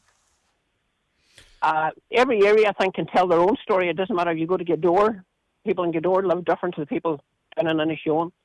And if you can keep it to the area you come from, that's a completely different story to people living in Letterkenny. We have all similarities, but different ways of surviving, Oh, with this county is that we live completely different lives dependent on where you are. It's astonishing, really. From Ballyshannon to Aaronmore to Malin to Riffo. It's like a country in and of itself, isn't it? Okay, and it's fascinating, and that's what makes us so fascinating. Pat, listen, it's great to have a more positive conversation with you, because obviously last year it was devastating, and it was astonishing, the response to it. And here's to hopefully a bumper 26. Thanks so much, and thanks to Highland Radio for that. Look after yourself, so Pat. Good luck. Thanks very much indeed. Pat Doherty, owner of Doe Famine Village, and a real story of persistence, resilience, community spirit, and bravery in the first instance as well. Are we going to do this? Fuel prices, $2.25 a litre. I presume that's diesel. Oh my word, $2.25. I mean, like, that's massive. I mean, if you put it, I was going to say a tenner, but those days are gone. You put 20 quid, 50 quid in, however, what your usual weekly amount used to be. You know, you're going from, say, $1.75, which seemed expensive at a time, but now seems cheap, to $2.25. I mean, you're getting far less. On a lighter note, there was an influencer in England who was telling her followers, it happened to be a woman, that 20 quid's worth of petrol is still 20 quid's worth of petrol, because that's how much you put in and that's how much you got, and that we shouldn't be worrying too much about it, that £20 of petrol, still £20 of petrol. I don't think anyone told her about checking the litres, but anyway. Hi Greg, we were in Letterkenny yesterday and the petrol station was showing 204.9 incoming, but when we were at the pump we noticed the other side of the sign was 209.9. We mentioned it to the staff, but they were uninterested and didn't know anything about it. Very unfair to falsely advertise price. Well, what did you pay at the pump, though? Did you pay 204.9 or 209.9? That's the critical part of that story, I suppose. Greg, can the bus companies not claim the VAT back on everything they buy? No, it's the companies are not VAT registered that provide that service. I'll dig into why it is, but no, they can't. It's and you have to be a certain type of a company, or the company has to be structured in a certain type of way to tender. That's what I was trying to tease out in the earlier conversation, but didn't get quite to the point. No, they can't. They can't actually. Can you say a big thank you to everyone who supported our coffee morning in Glenvar Old School yesterday in aid of small animal welfare? It was a great success. Many thanks for your support. No problem. Right, this is a caller's question. Maybe you can help. For a young couple getting married in a Catholic chapel in Ireland, taking on the sacrament of marriage, how much do they have to pay the Catholic chapel overall? What? That's a good question, you know. So what are the chapel providing? Are you doing the choir separate? I mean, obviously, people would compensate the priest for his time. And then, of course, if there are altar boys or girls, normally they would get a little thank you. So I don't know what is there a standard? Is it 250, 200? I don't know. There are people who will text in and say, look, you know, I go there every week and it's you know, it's not a hotel. I'm entitled to it or what have you. That's fine. But there are those, listen, you got married recently. What's the standard that you give the chapel? Help me out to help this couple. And how exciting for you to be getting married. I'm sure it's all very exciting. At St. Patrick's Day parade in Ballinrobe had a float that referenced the Jeffrey Epstein files, including a bed set up, including Prince Andrew and others. There were signs on it that read Prince Andrew's going to jail. Is that an appropriate float to include in a parade that's heavily attended to by young children? I mean, I think things like this are like watching The Simpsons, right? You know, some stuff goes over kids' heads, and that's the way it should be. And, you know, I think we can't lose the run of ourselves either. It's humour. I saw some humorous floats yesterday. You know, they don't always land, but sometimes they do. And if you're a 4 or 5 year old, it should just go over your head. I mean, or even if you're 8 or 9, it should go over your head unless you're thinking way beyond your years. So I would say it's akin to like watching The Simpsons, whereby it's family friendly, but now and again there's a joke in there for mum and dad. So that would be my reaction to it. I don't know. What do you think? 086 60 25,000. It's time for Vision Ireland Bingo on Highland Radio. It's Wednesday, the 18th of March. You're playing on the blue sheet for the daily prize of €1,000. The reference number is S18. It's game number 12. The numbers are 59, 51, 28, 29, 34, 67, 17, 81, 50, and finally 71. Phone your claim to 9104833 before midnight, leaving your name, contact number and the name of the shop where you purchased your book, and we'll call you back the next working day. Get all your Vision Ireland bingo information at highlandradio.com. How we use electricity is changing and demand is growing. But together, small, simple changes can make a big difference. Between 5 and 7 p.m, electricity use is at its highest. So shifting activity outside of those hours can really help ease demand. For example, if you run a cafe, things like using covers on your fridges towards the end of the day to reduce how much cold air escapes can make a real difference. Making small, simple changes to your electricity use is simply a matter of time. Learn more at esbnetworks.ie/flexibility. ESB Networks, energising your everything. Transform your kitchen with a luxury range cooker from Callahan's Electrical. Explore our newly renovated showrooms, now showcasing the finest range cookers from La Conche, Aga, Rangemaster and La Cornue. We have the perfect centerpiece for you. Callahan's Electrical. Visit our showrooms in Letterkenny and Burt or shop online at callahanselectrical.com. Treat yourself this March at Mulroy Woods Hotel. Enjoy a main course and drink for just €16.95 Monday to Thursday, or Sunday lunch only €26.95 for 3 courses at Mulroy Woods Hotel, Milford. Bookings on 9153313.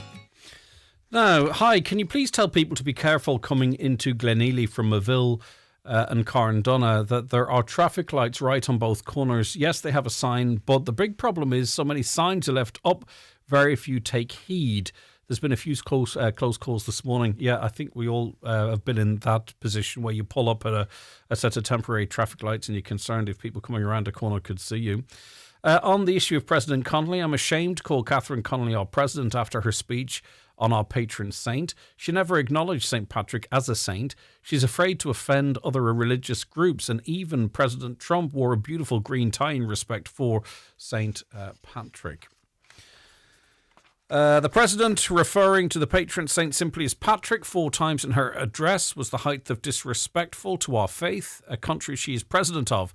She should be called upon to apologise to her country for her disrespect. So I'm not sure if people who were offended by that are most motivated to text in, or if that's a sense of the outrage out there. If there's balance to be had, let me know. 086 60 25,000. Now, Evelyn McGlynn of Evelyn McMarketing is in studio with me. Good morning to you, Evelyn. Good morning, Greg. And we also have with us Martin McCole, solar technician, sales with Efficient Renewables, or Renewals, I should say. Good morning. Good morning, Greg. All right, okay, Evelyn.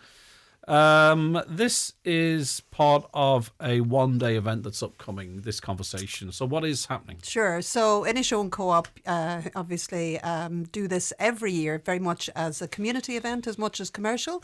And it's really about bringing Inishowen Co-op suppliers, their community partners, and bringing the community together just for everything really, from community knowledge through to whether you're building a home, retrofitting, and just really it's a fantastic day for all the family.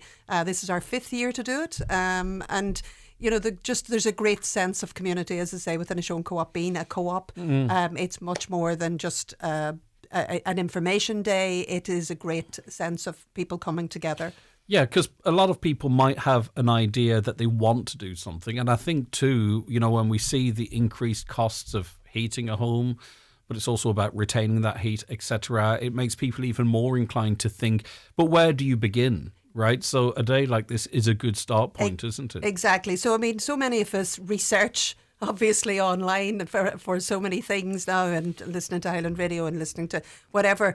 But there's nothing better than when you have a group of people, a group of experts, a group of knowledgeable people, and people interested in giving you the answers. And that's really what we find on a day like this, is that everybody is there together. And we have this year we have from first step to finish home. So we have mortgage advice. We have Shane Doherty Architecture is going to be there with the virtual reality, so you can literally walk through your future home. We have Efficient Renewals, obviously, who are the experts on all things heat. We love that. And then, of course, we have Claire Irwin, who's going to be there, and Claire is going to talk about all the SEAI grants and supports.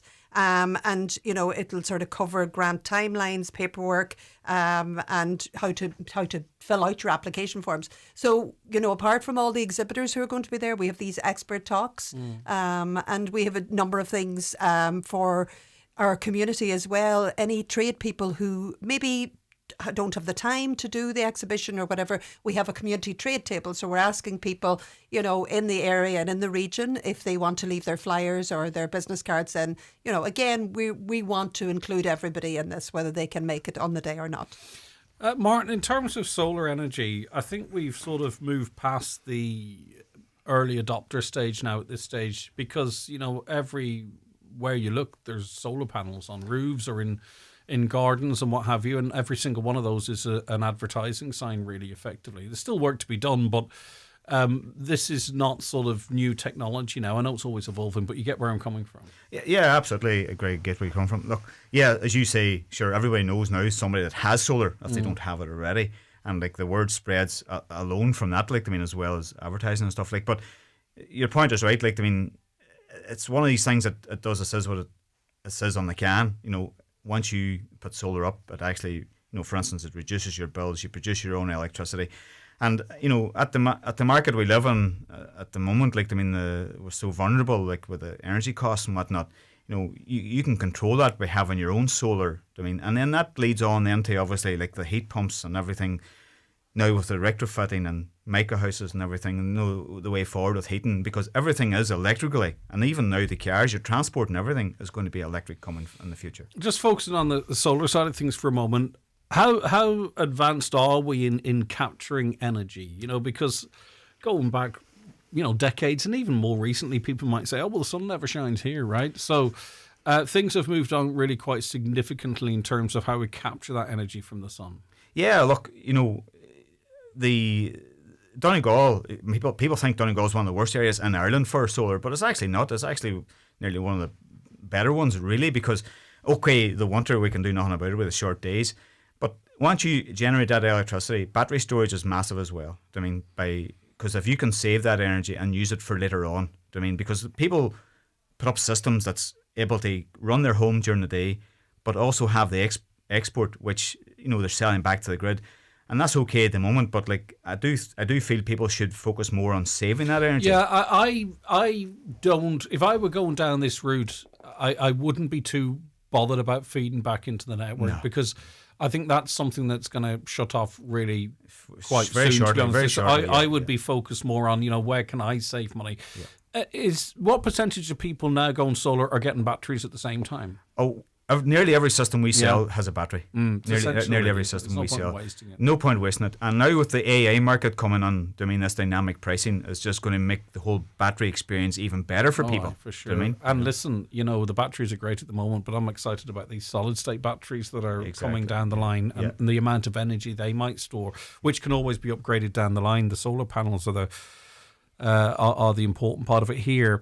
Right. So, Evelyn, in terms of the day itself, it's a lot of stuff packed in, right? So you want people to go in the door and be able to absorb lots of info, which is good. But it's also about sparking ideas, isn't it? And problem solving. There's going to be a lot of people there that maybe are going to be rebuilding. They don't want to be rebuilding, but because of the defective concrete block crisis, they will be. They might want to say, is there different ways to do this? Because they haven't built a house for 10, 15 years, you know what I mean? And things have advanced. Yeah, and that's the thing. I mean, for example, in a Shown Development Partnership, we're going to be there with their facilitators talking to people who have concerns about defective block issues or things. And that's the overall thing.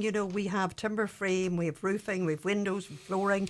Windows, obviously, there's new grants coming in for that now as well. So we'll have information on that. The real stuff is people be spending ages thinking about, shall I go triple glazed or double glazed? Yeah, exactly. You know what I mean? And there are different views on it, and it depends on the house and depends on its location, depends which way it's facing. It would be nice to get some advice on if you're rebuilding or building, do we go double or triple? Is it worth the extra few grand or not? Exactly. And that is the thing on a day like this that you go and, obviously we would advise that people have a conversation before they go, what do they really want to see? No, I'm going in. Right, a blank canvas.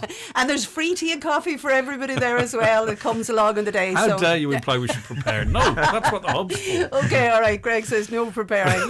No, I know. Really, you should. I do know exactly what you mean. Have some questions. I mean, I think people who have arrived at the questions that they'll want the answers to, but to have them noted, I think it's good advice. Yeah. Martin, what else do you do with Efficient Renewals? That's the name of the company, isn't it? Yeah, Efficient Renewables. Look, it is renewables. It's written down as renewals, and I corrected myself. Go on. So I mainly look after the solar, but look, our two main focuses is the solar market domestically and commercially, but also obviously the heat pumps is a massive chunk for us as well.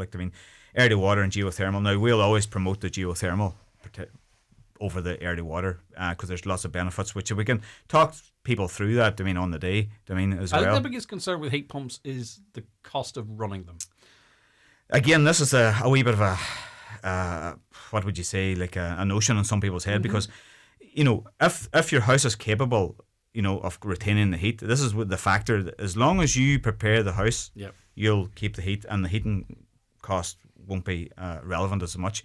The big mistake, and we've seen it across Ireland and even lately, which is I don't understand nowadays how even the council can do these things. Is that they put in heat pumps into houses that's not compatible. That's it.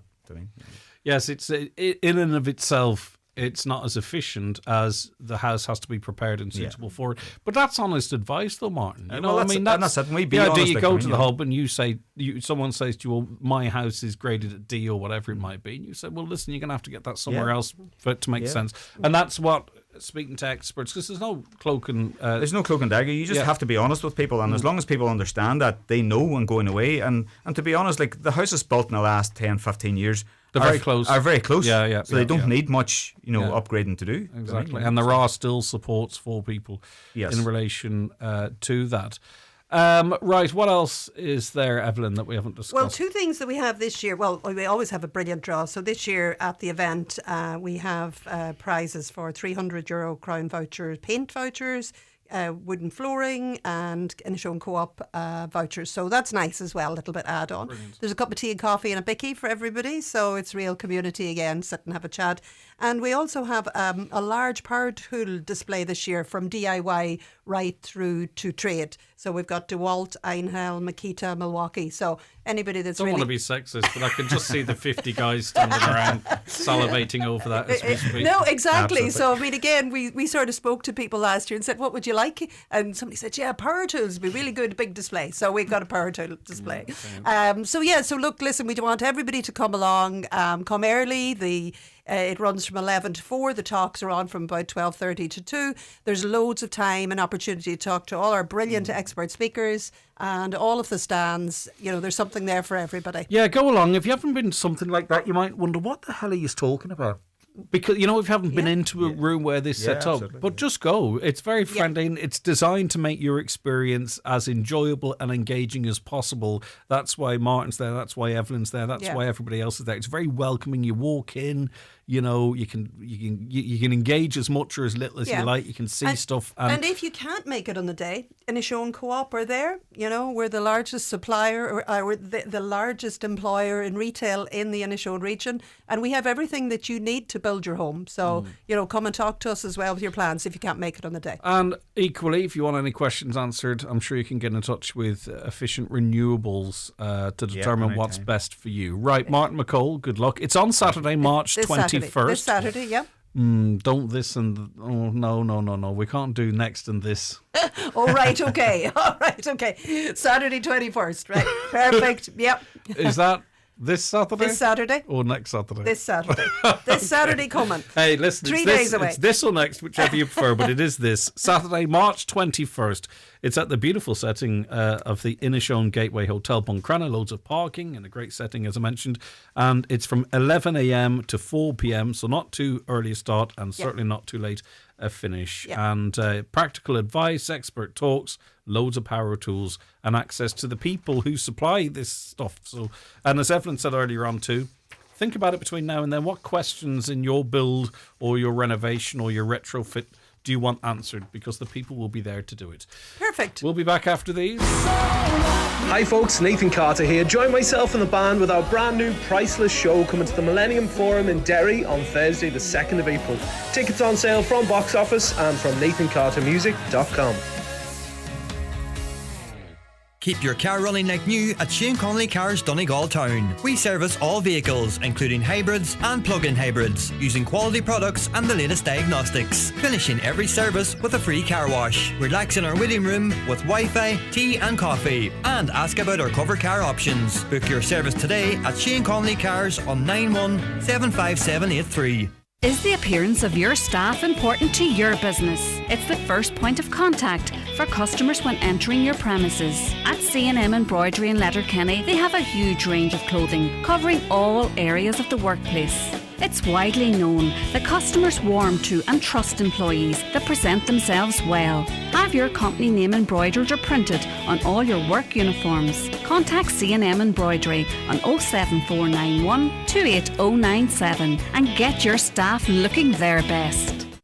Thinking of changing your floors? Why not see what Florid Letterkenny has to offer? Florid have a large selection of solid, semi-solid and laminate click vinyl wood flooring together with a fantastic choice of parquet, herringbone flooring, all at incredible value. Don't delay. Call Florid today on 087 161 7008.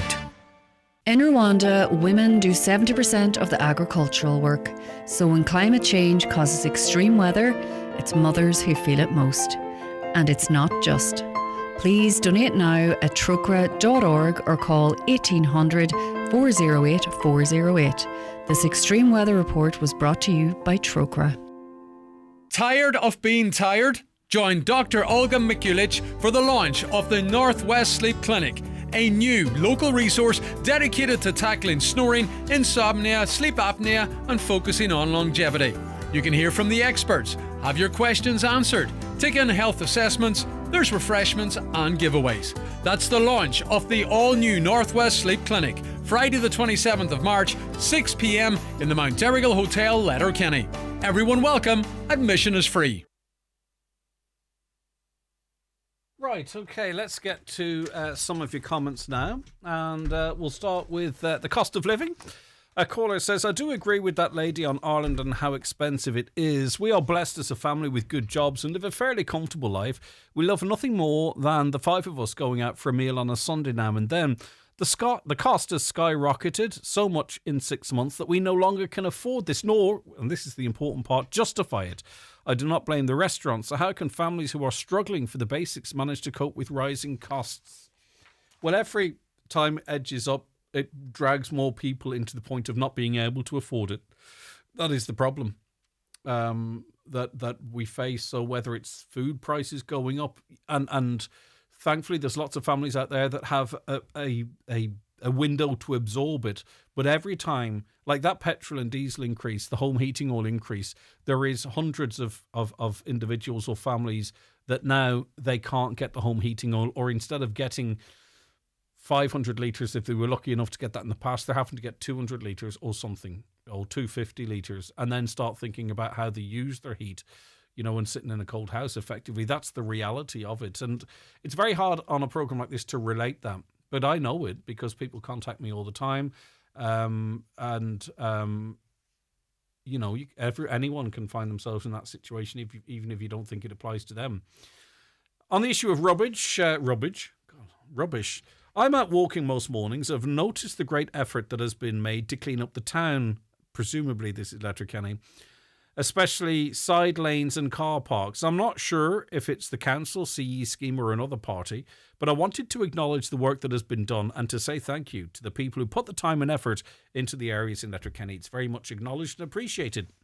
Unfortunately, on Tuesday morning, I was out walking again and noticed a pizza box thrown on the ground in the lane at the boxing club.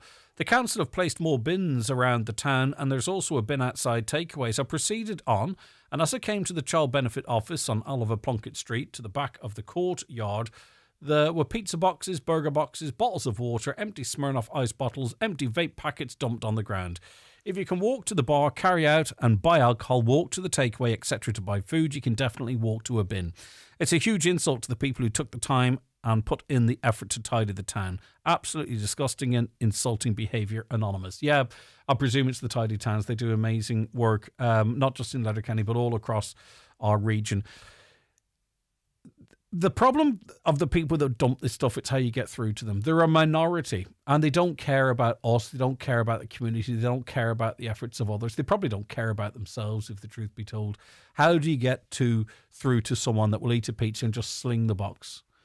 I was walking or driving down from here a couple of days ago, and there's 2 young lads, probably about 12 or 13, and one of them finished a bag of crisps and just took the bag and chucked it into the hedgerow. And I'm thinking, you know, no one had a conversation with this guy to say you can't really do that. It could be your granddad that's out tomorrow morning with a pair of pickers trying to clean up your town.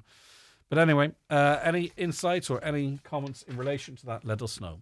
Okay, I'm going to be back talking cooking after these. Hi there, it's Declan Ernie here to tell you about our special concert tour that's coming to a town near you. On Friday, the 20th of this month, you can see us in the Stroul Arts Centre, Omagh, and on Saturday, the 21st, with our special guests in the Greenan, Letterkenny. Don't miss it, be there. Across the supermarket aisle, your eyes meet, and you just know this is the real deal. Food that makes you go, mmm. Drinks that make you feel, ooh. That's the power of Love Irish food brands. Local brands, made with devotion, enjoyed with passion. You feel the power of love. Of Love Irish food. You feel the power of love. Look for Love Irish food on pack. Can you feel it? Getting married? BizPrint can take care of all your printing needs. Not just invitations, but save the date cards, order of service booklets, table cards, and so much more. See what's available at weddinginvites.ie or call 9177955. Who's watching your home while you're asleep, at work, or on holiday? With the Sheridan Security Alarm System, you can be assured of round-the-clock monitoring. Our central monitoring station is on duty 24 hours a day, 365 days a year, monitoring homes and businesses in the northwest for intruder, fire, panic, and medical signals, giving you the peace of mind you deserve. Sheridan Security Systems, Bonagee, Letterkenny, protecting what you value most. Call us for a free quotation on 91-26025. Looking for your new 261? Don't miss Open Week at Connolly's Volkswagen Letterkenny from March 18th to 25th. Visit our dealership on Canal Road, Letterkenny and discover incredible offers across the Volkswagen range. Purchase your 261 during Open Week and receive a free service plan, plus low rate finance and deposit contribution on selected vehicles. It's the perfect time to upgrade your drive. Book a test drive today and inquire online at connellys.ie. Connolly's Volkswagen Letterkenny, proudly part of the Connolly Motor Group. Highland Radio weather updates with McElhinney's. Find the perfect outfit for any event this season with our extensive collection of occasion wear for women and suiting for men. Explore more in-store or shop online at mcelhinneys.com. So, early sunshine will give way to mostly cloudy conditions this morning with patchy rain, drizzle and mist, clearing by the evening. Temperatures of 10 to 13 degrees with light easterly or variable winds. And such is the nature of the northwest. There are parts you won't see any of that weather at all. But anyway, right, let's move on to our next guest, Orla Drumgoole, author of the Irish Mammy Cookbook. Lovely to see you. Thank you so much for joining us. Morning, Greg. No pajamas for a radio interview this morning. No, well, I can only go by the top. No, fully dressed. No, fully dressed. I've no doubt. Right, how excited are you to get your first book published? It's wild. I mean, it's kind of the culmination of, I suppose, a dream that maybe I didn't even realise I had. I taught English for, I don't know how many years. I taught English for 35 years. So I've been persuading students to be creative and do their own thing for all that time. So it's kind of nice that it's my turn to do it. Yeah, and sort of maybe a more traditional way of getting your message out there follows a more modern way because, you know, you've proven very popular on social media. And that only happens with authenticity. You know, you have to be giving your audience something. They don't just, you know, log on to you regularly for no reason at all. Yeah, and I suppose it kind of comes from teaching, Greg. So it's easier in some senses for bloggers to be teachers first and bloggers after because the way I blog is kind of the way I taught all that time. So you're just kind of chatting to people. And I suppose COVID helped because there you are in a classroom on a video and you have blank screens in front of you. So you don't know whether anybody's hearing you or not. So that has kind of worked very well for me, I suppose. And you've mentioned teaching a couple of times. You are not a trained cook as such. I don't want you to do disservice, but you are primarily or exclusively self-taught. It's like this is the real deal. This is Irish Mammy cooking. Absolutely. I mean, people assume, lots of people have said, oh my God, I wish you had been my home ec teacher. I wasn't a home ec teacher. I was a music and English teacher, Greg.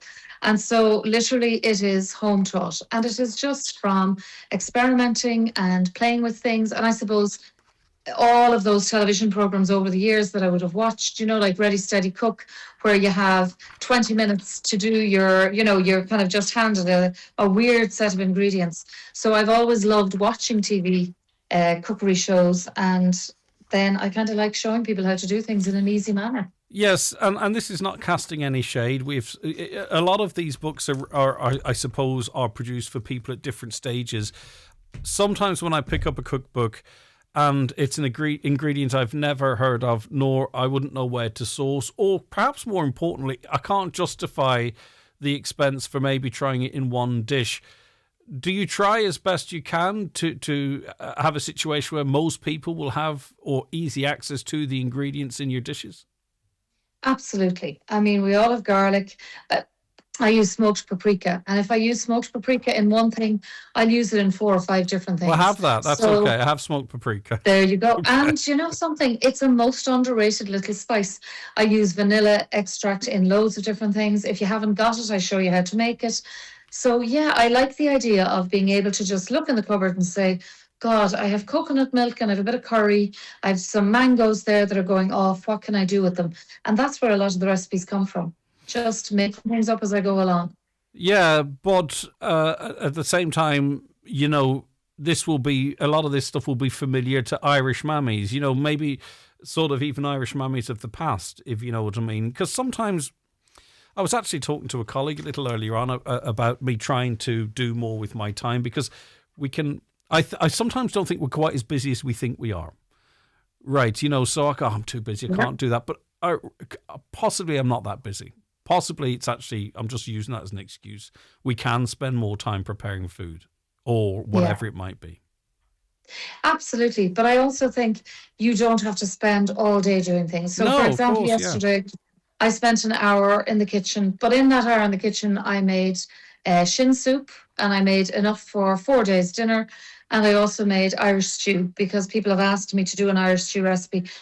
I don't like Irish stew, I'll be honest. I'm not a stew person, but people wanted me to make a recipe, and so I did. But that was an hour, and so I had dinner for 5 days, do you know?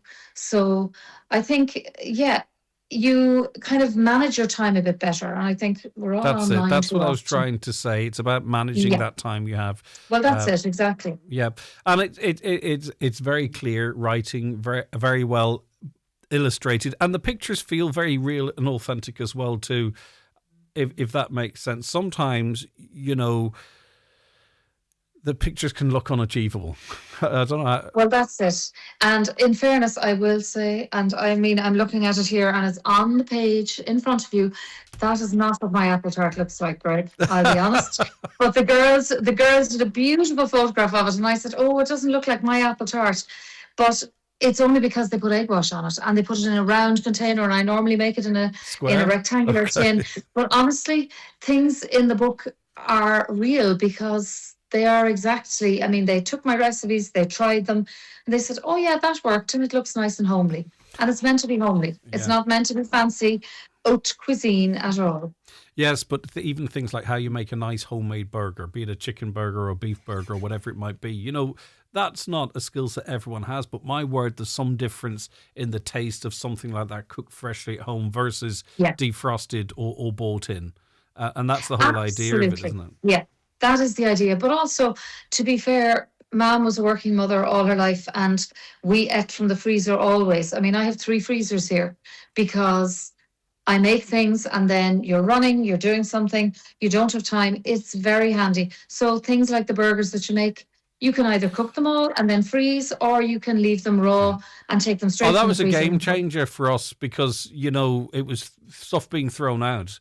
Or you didn't realize you were going to throw it out, but freezing is fantastic. But do you know, the thing that was a game changer for me in terms of freezing stuff was learning how to defrost it.